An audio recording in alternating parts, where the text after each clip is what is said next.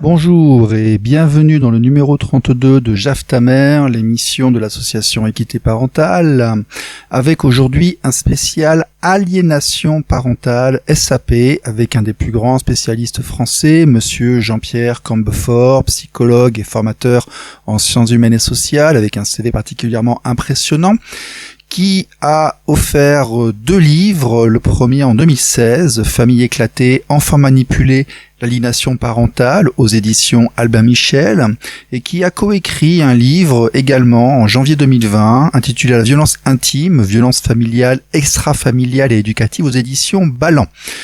Nous aurons une conversation en 2 parties, car elle a été longue, un peu plus de 45 minutes, donc nous ferons 2 émissions dans cette discussion, où nous parlerons qu'est-ce que c'est que l'aliénation, comment réagir par rapport à l'aliénation, la différence entre violence et autorité, ainsi qu'un certain nombre de thèmes qui nous seront bien utiles pour faire face à cette situation, la comprendre, analyser et savoir un peu plus de quoi il retourne.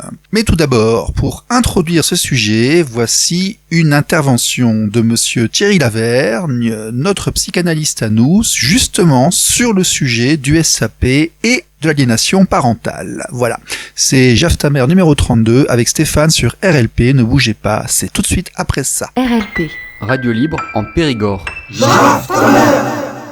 Monsieur Thierry Lavergne, notre psychanalyste et notre pédopsychiatre sur RLP 102.3, bonjour. La question du jour sera aujourd'hui sur le SAP. Comment fait-on en tant que parent lorsque votre enfant ne veut plus vous voir et qu'il est monté contre vous? Qu'est-ce qu'on fait? On s'énerve, on se plaint? Quelle est la posture à adopter?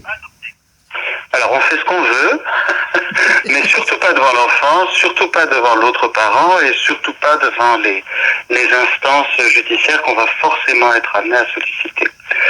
Alors SAP, ça veut dire aliénation parentale. Donc déjà dans cette façon de parler, on sous-entend que l'enfant est enfermé dans une aliénation, c'est-à-dire qu'il est fou, finalement, aliéné ou attaché dans le discours de l'autre parent, c'est-à-dire qu'il est utilisé par l'autre parent pour régler des comptes. Donc c'est un enfant en danger, déjà rien que ça. Rien que le fait que l'enfant puisse être reconnu comme un syndrome d'aliénation parentale, ça veut dire que c'est un enfant qui n'a pas finalement accès à une pensée libre. Donc il est en danger et n'importe qui est témoin d'un enfant qui est dans cette situation doit signaler la situation de danger dans laquelle l'enfant est, et à commencer par l'autre parent. Parfois l'enfant est grand, il a 24, 25 ans, il veut plus vous voir, ça y est, c'est perdu. Alors, temps, les 10 ans, 15 ans de conflit ont fait leur rôle et... Oui, ça c'est ce qu'il faut évidemment à tout prix éviter pendant le temps de l'enfance. Et pendant le temps de l'enfance, si j'ai une recommandation à faire, c'est de bien comprendre que la relation entre parents et enfants ou entre adultes et enfants n'est pas une relation équilibrée, c'est pas une relation équivalente. C'est-à-dire que c'est à l'adulte de faire la démarche d'aller vers l'enfant. Et malgré les oppositions, malgré les difficultés, il ne faut jamais perdre le lien avec son enfant et toujours partir du principe que comme on est l'adulte, c'est l'adulte qui doit, faire toutes les démarches possibles pour protéger l'enfant, pour garder un lien avec l'enfant, pour en quelque sorte faire en sorte que la relation continue à exister jusqu'à ce qu'elle puisse se transformer éventuellement lorsque l'enfant accédera à son libre choix. Donc même si on ne donne pas les cadeaux, il faut les envoyer quand même et en garder une trace. Même si les courriers ne sont pas remis, il faut les envoyer quand même et donner une copie. Parce que j'ai cru observer qu'un jour un basculement se produit et l'enfant vient voir quand il est plus grand et demande pourquoi. Et il faut montrer qu'on n'a jamais cessé d'essayer. C'est ce que vous confirmez ? Absolument. Ah oui, absolument. Absolument. Et il faut tout faire pour garder le lien, même avant, là, parce que là, dans les hypothèses que vous dites, il y a vraiment un enfermement complet de l'enfant. Donc, même avant, il faut absolument signaler que l'enfant est en danger et essayer de solliciter les services de protection de l'enfance pour faire en sorte que cet enfant sorte de l'enfermement psychique, ou réel quelquefois d'ailleurs, dans lequel il est. Oui, malheureusement, lorsque nous sommes à 1 ou 2 ans pour être retenus dans une procédure, que les services montrent un parti pris assez fort, nous arrivons à des résultats que nous devons gérer par nous-mêmes, et c'est ce que nous essayons parfois. Bon, nous en reparlerons une prochaine fois. Monsieur Laverne, merci, à bientôt, merci. Oui, à bientôt, au revoir. RLP. Radio Libre en Périgord. Aujourd'hui, RLP 102.3 avec monsieur Jean-Pierre Cambefort. Monsieur, vous êtes avec nous ? Oui, je suis là. Oui, très bien, merci. Pourriez-vous, s'il vous plaît, vous présenter, introduire votre carrière, votre parcours et nous dire qui vous êtes ? Eh bien, je m'appelle Jean-Pierre Cambefort, j'ai fait beaucoup de choses dans ma vie dans les sciences humaines et sociales. J'ai été entre autres psychologue dans le champ de l'éducation spécialisée en Outre-mer. Et pour faire le lien avec votre émission, j'ai ces dernières années beaucoup travaillé sur la question des violences familiales, des violences éducatives et des questions qui ont à voir avec les séparations des parents et les conséquences auprès des enfants. Mais avant, j'ai fait beaucoup d'autres choses. J'ai fait de l'éthologie humaine et j'étais chargé de cours à l'université en anthropologie. J'ai été chargé de cours dans beaucoup d'universités. La dernière était l'université de Toulouse, jusque ces dernières années, au département de sciences de l'éducation et de psychologie. Et j'ai beaucoup travaillé, j'ai travaillé particulièrement ces 4-5 dernières années sur les questions des violences familiales. Voilà. J'ai commencé par faire psychologie, ensuite j'ai fait de la biologie animale, puis des sciences du comportement, puis de la primatologie pendant plusieurs années. J'ai étudié chez les primates les composantes de l'affectivité simienne, à la fois dans mon doctorat et oui, en Afrique. Après, je me suis intéressé à l'acculturation chez les primates pendant plusieurs années en Afrique auprès de plusieurs espèces.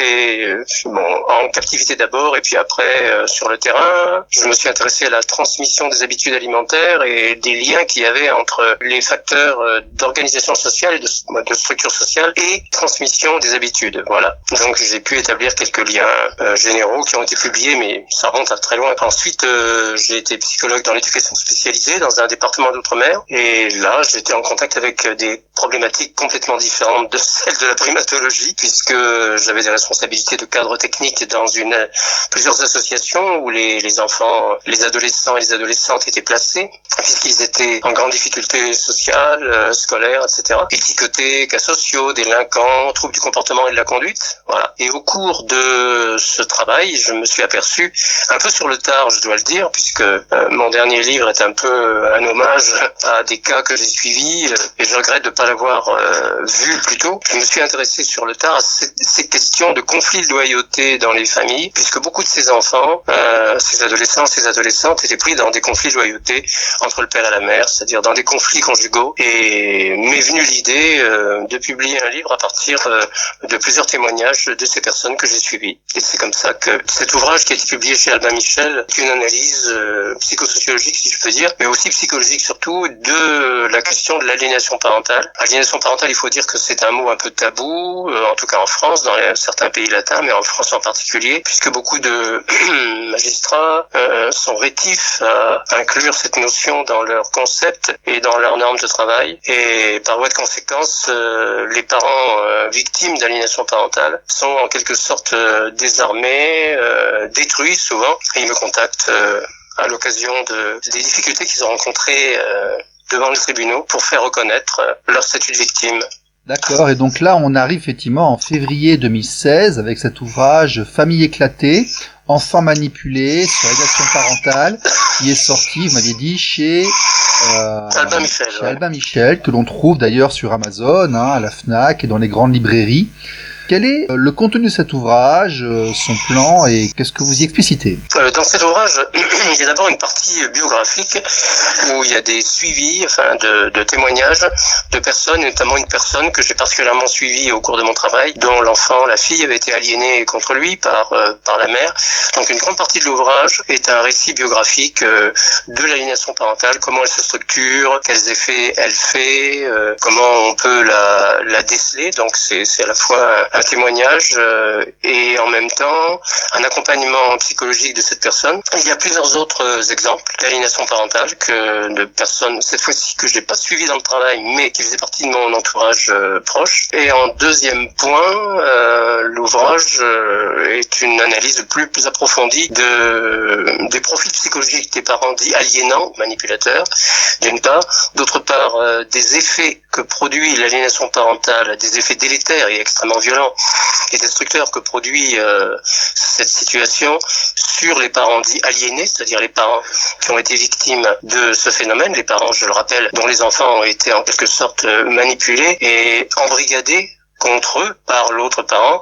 Après, on pourra discuter de savoir pour quelles raisons, etc. Et puis, je termine l'ouvrage en essayant de déboucher sur des pistes, des conseils à la fois juridiques et psychologiques, une espèce de memento pour aider les parents aliénés à se sortir d'affaires. Puisque, comme je l'ai dit tout à l'heure, et je le rappelle, en France en tout cas, ce qui n'est pas le cas des pays de l'Europe du Nord, en France, la question de l'aliénation parentale est encore taboue. Elle s'est développée quand même depuis quelques années, bien évidemment, parce qu'il y a de plus en plus de cas qui ont été soumis à des tribunaux, mais elle reste encore une violence qui n'est pas reconnue, qui en grande partie n'est pas reconnue par les tribunaux.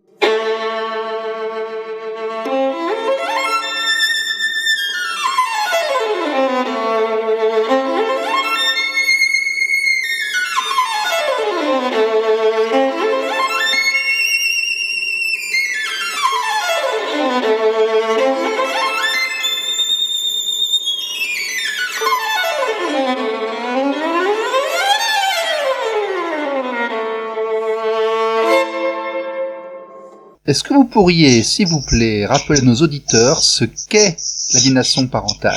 D'accord, alors, ça c'était pour la présentation de l'ouvrage. Maintenant, quand on parle de l'aliénation parentale, on parle de quoi? On parle d'un phénomène qui, sur le plan scientifique, si je peux dire, consiste en la manipulation d'un enfant ou d'une fratrie, ou l'embrigadement, c'est pareil, d'un enfant ou d'une fratrie, par un parent contre l'autre parent, au moment ou après une séparation conflictuelle. Voilà en gros la phrase qui pourrait le résumer. C'est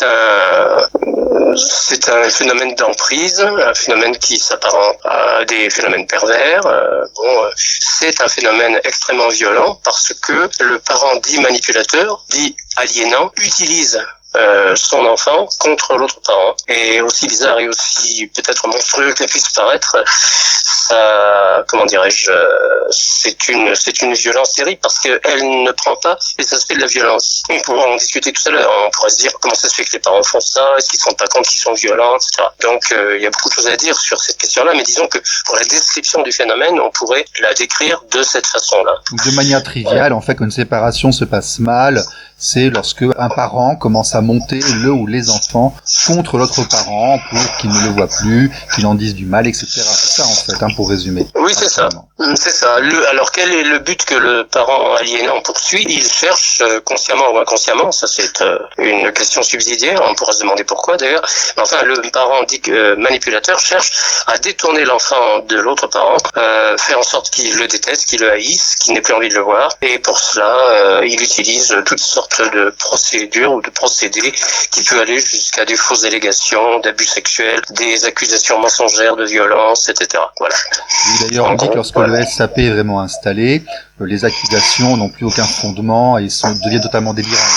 Oui, alors, on appelle syndrome d'aliénation parentale, on appelle syndrome parce que c'est un terme qui est emprunté à la médecine. Un syndrome est un ensemble de symptômes et le syndrome se caractérise par en gros 8 symptômes. Je ne les ai pas tous en tête, bien évidemment, mais en gros, ces symptômes consistent en une campagne de dénigrement du parent cible, du parent victime, on va dire, par l'enfant. Une campagne de dénigrement, un refus d'aller chez lui, une critique systématique de tout ce qu'il caractérise, à la fois sur le plan presque physique, de ses traits culturels, sexuelle, etc. Le fait également de dire qu'il n'est pas manipulé, qu'il est droit dans ses bottes et qu'il n'est pas victime de manipulation, qu'il sait absolument ce qu'il dit. Donc, par toutes les caractéristiques du discours de l'enfant, les professionnels, les travailleurs sociaux par exemple, ou les psychiatres ou les psys, doivent progressivement entendre qu'il s'agit d'un discours répété de quelque chose qui ne lui appartient pas. L'enfant n'est pas du tout... Enfin, quelqu'un d'autre parle à travers lui, quoi, en quelque sorte. Et puis ce qui caractérise aussi le discours de l'enfant manipulé, entre autres choses, c'est l'abîme, l'écart caricatural, même vraiment exagéré, entre l'intensité du rejet, d'une part, et la futilité des raisons qui sont attribuées, enfin que l'enfant attribue aux parents. Par exemple, il va dire mon père est un imbécile parce que il me demande de changer les poubelles ou parce qu'il donne pas des croquettes au chat ou etc. Ce genre de choses. Donc c'est ça qui caractérise l'aliénation parentale aussi, c'est que l'enfant qui n'est plus maître de son discours en quelque sorte attribue aux parents qu'il rejette des traits caractéristiques d'une haine farouche, d'un rejet farouche sur le plan émotionnel, alors que les arguments sur lesquels il se base sont de toute évidence absolument futiles. Et c'est ça qui est important aussi, on ne peut pas parler d'aliénation parentale lorsque on n'a pas vérifié qu'il n'y a pas de maltraitance avérée. Autrement dit, quand il y a une maltraitance avérée, lorsque les enquêtes sociales montrent que l'enfant qui rejette son parent est effectivement maltraité, on ne peut pas parler d'aliénation parentale à proprement parler. En revanche, dans le cas de l'aliénation parentale, effectivement, le parent cible n'a jamais démérité de son rôle de parent. Au contraire, pour certains d'entre eux, ils ont été des parents tout à fait exemplaires. Plus que la douleur du parent, quels sont les ravages que cela donne dans la construction de l'enfant? Quels sont les dommages? Est-ce que c'est dangereux pour les enfants, en fait, de subir ceci? C'est évidemment dangereux dans la mesure où je le rappelle toujours aux professionnels ou aux parents que je soutiens, puisqu'il y a beaucoup de parents qui m'ont appelé et qui me demandent un soutien puisqu'ils ne trouvent pas d'écho chez les professionnels en France.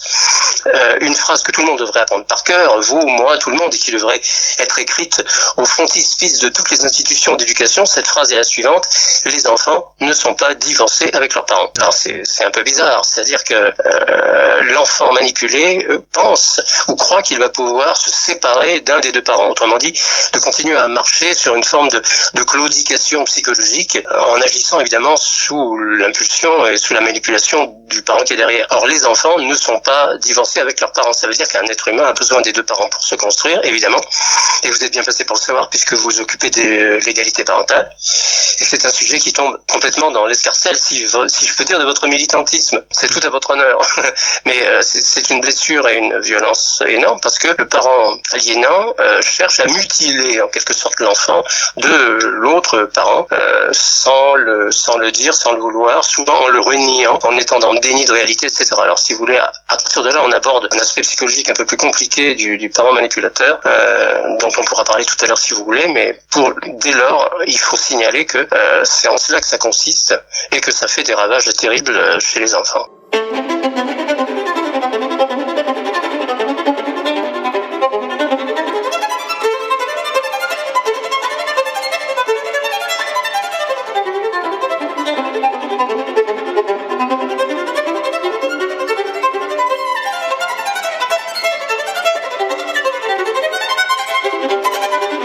Est-ce que nous avons des reculs aujourd'hui, des conséquences de l'aliénation sur les enfants qui sont devenus adultes?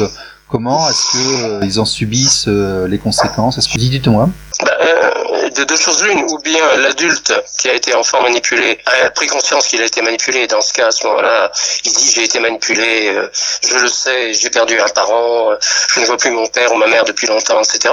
Donc il le sait, ou bien il le sait pas, et il continue à l'âge adulte, jusqu'à des âges extrêmement avancés, de médire et de dire que son père est un imbécile, sa mère est une idiote, etc. C'est-à-dire qu'il faut que le processus thérapeutique et juridique et judiciaire aussi se mette en place extrêmement tôt dans le processus, dans la vie de l'enfant, pour ne pas arriver à des âges auxquels c'est irréversible en quelque sorte. Est-ce que ça le gêne dans sa construction plus tard pour fonder un foyer, d'élever ses enfants correctement? Ou est-ce qu'il est privé de quelque chose, ou est-ce qu'il arrive quand même à avancer? il peut pas avancer s'il n'y a pas de processus thérapeutique, éducatif et juridique et judiciaire qui sont mis en place.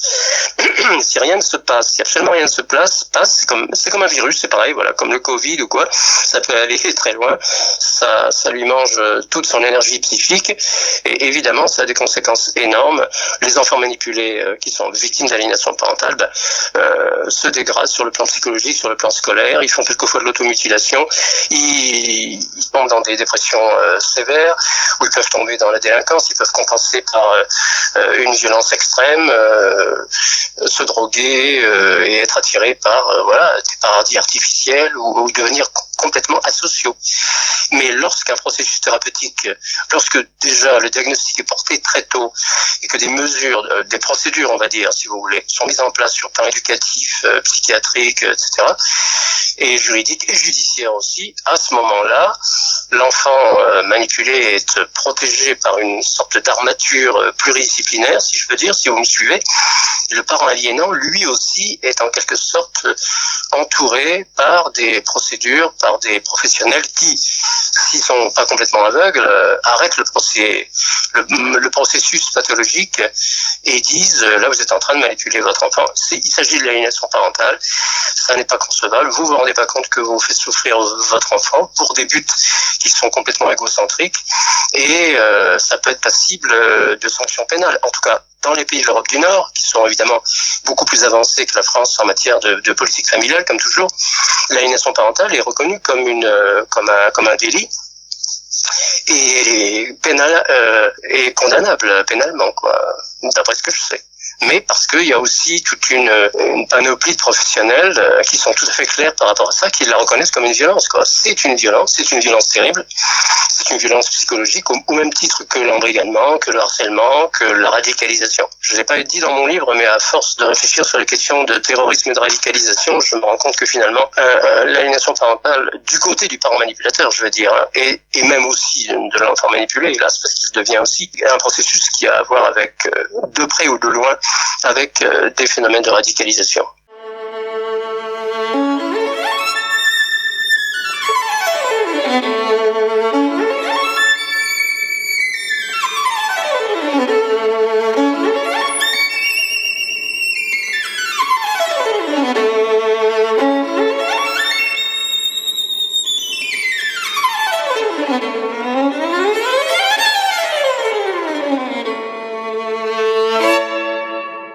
Nous voici maintenant en janvier 2020 avec votre deuxième ouvrage, La violence intime, violence familiale, extra-familiale et éducative, aux éditions Bolland. Oui, mais je l'ai pas écrit seul. Hein. Tout à fait. Voilà, il y a deux auteurs et deux parties différentes. Oui, donc cet ouvrage a été coécrit avec Madame Dominique Mas. Dominique Mas, que vous aviez rencontré par le passé déjà, ou c'était une rencontre? Dominique Mas écoutez, elle est psychologue clinicienne. Elle a fait aussi une grande carrière en Outre-mer. Elle y est retournée d'ailleurs récemment. Vous êtes très marqué par la Réunion, je crois, vous-même. Hein. Oui, c'est ça, voilà. Donc, elle a fait tous les témoignages qu'elle fait, les 4 biographies qu'elle cite dans sa partie ont été glanées lors de sa pratique professionnelle en Outre-mer. Mais peu importe, si vous voulez, la problématique est la même. Donc, elle pose la question des victimes et du crédit de l'audition et de la crédibilité qu'on donne aux victimes dans un monde où apparemment tout n'est pas réglé de ce point de vue-là, quoi. Et elle analyse dans différents cas de personnes qu'elle a suivies, bien évidemment les conséquences des violences subies, à la fois sur leurs descendants. Il y a le cas d'un enfant maltraité, d'un meurtre d'enfant, etc. Donc ça va très loin au niveau de ce qu'elle décrit comme cas pathologique et qu'elle a dû soutenir aussi en tant que psychologue clinicienne. La partie qui me concerne traite des violences éducatives ordinaires à partir de 2 témoignages de personnes qui ont vécu leur adolescence à la moitié du XXe siècle. Donc c'est pour ça que ça s'appelle les violences éducatives au XXe siècle en France, dans des milieux de la bourgeoisie française et dans des milieux dans lesquels les violences éducatives n'étaient absolument ni connues ni dénoncées. C'est une époque où on ne dénonçait pas du tout les violences éducatives, on n'en parlait même pas d'ailleurs. Et les témoignages portent donc sur 2 personnes, un homme et une femme, que j'ai connus dans l'intimité, si je peux dire, de mon amitié. Et le but du travail est de mettre en lien les phénomènes qui sont décrits avec les caractéristiques politiques et psychosociologiques de l'époque. Autrement dit, pourquoi la violence n'était pas dénoncée? Comment se fait-il que dans des milieux où les gens étaient en quelque sorte au-dessus ou en dessous de tout soupçon, comme vous préférez, des pratiques comme ça aient pu être mises en application sans que personne ne les dénonce? On s'est posé la question aussi avec ma collègue de la perversion, de la banalisation de la violence, de la banalisation du mal, dirait Hannah Arendt, si vous voulez. Comment ça se fait que la violence est intégrée en quelque sorte à une forme de quotidien? Et ce qui est intéressant à la fois dans le livre, dans le témoignage et l'analyse de Dominique Mas et la mienne, c'est que, ayant travaillé sur des milieux paradoxalement tout à fait différents, on essaie d'analyser les mêmes phénomènes, quoi. Comment ça se fait que la violence est banalisée? Comment est-ce qu'elle s'immisce dans la vie des gens? Quels effets dévastateurs elle peut avoir lorsqu'elle n'est pas prise en compte? Et même quand elle est prise en compte, l'absence d'audience ou de crédibilité des victimes fait que finalement que le mal continue à courir, quoi, en quelque sorte. Dans la partie qui me concerne, je travaille un peu sur la question de la perversion qui a beaucoup alimenté mes pensées depuis ces dernières années, puisque la perversion est aussi à l'origine des mécanismes de l'aliénation parentale. Donc comment la perversion fonctionne, comment les pervers fonctionnent, voilà, toutes ces choses-là m'ont intéressé et j'ai essayé. D'ailleurs la notion de VEO, de violence éducative ordinaire. C'est pas moi qui l'ai introduit, c'est violence éducative. Oui, c'est un concept qui est développé déjà par un certain nombre d'auteurs que je cite dans l'ouvrage et auquel je fais référence, évidemment. Donc les VEO, c'est un concept qui n'existait pas de mon temps lorsque j'étais jeune psychologue, quand j'étais étudiant, mais enfin c'est un concept récent qui a mis en évidence les violences éducatives et ordinaires. Le O de ordinaire veut dire en fait qu'elles se produisent dans la banalité la plus complète de la vie quotidienne et que, c'est pas que personne n'y fait attention, mais que justement elles deviennent banales. On pourrait dire les violences éducatives banales, les VEB, mais enfin bon, vous avez ordinaires. Des exemples? Alors comment la violence peut-elle devenir ordinaire? C'est quand même ça qu'est le problème. Les exemples, c'est alors il y a plusieurs types de violences, bien évidemment. La violence physique, la violence psychologique, ça j'ai rien inventé. Ça peut être des humiliations, des disqualifications systématiques, et puis des pratiques de châtiment corporel qui sont permanents dans des milieux bourgeois, dans des milieux où les enfants ne peuvent pas se plaindre parce que la victime ne parle pas. On l'a bien vu. Il y a quelques jours sur Arte, je regardais justement ce documentaire très intéressant sur les victimes, les enfants placés, etc. Ce qui caractérise les violences éducatives ordinaires, c'est que justement leur caractère ordinaire fait qu'elles sont incluses dans le quotidien de la vie familiale, qu'elles sont intériorisées et que malgré leur caractère insupportable, elles sont intégrées à la vie de tous les jours, quoi. RLP. Radio Libre en Périgord. Voilà, merci beaucoup de nous avoir suivis. La suite de l'entretien dans une prochaine émission. N'oubliez pas la rediffusion mercredi prochain à 16h et surtout les podcasts sur YouTube. Si vous écoutez cette émission sur YouTube, mettez-nous des petits pouces bleus, des likes, ça nous fait plaisir. Encouragez-nous pour notre travail parce que c'est quand même pas mal de temps et d'énergie. Et nous espérons que tout ceci vous fait plaisir et contribue à votre compréhension et vos loisirs et nos analyses. Voilà, c'était Stéphane depuis le Périgord. À très bientôt. Ciao, ciao, bye bye. J'affole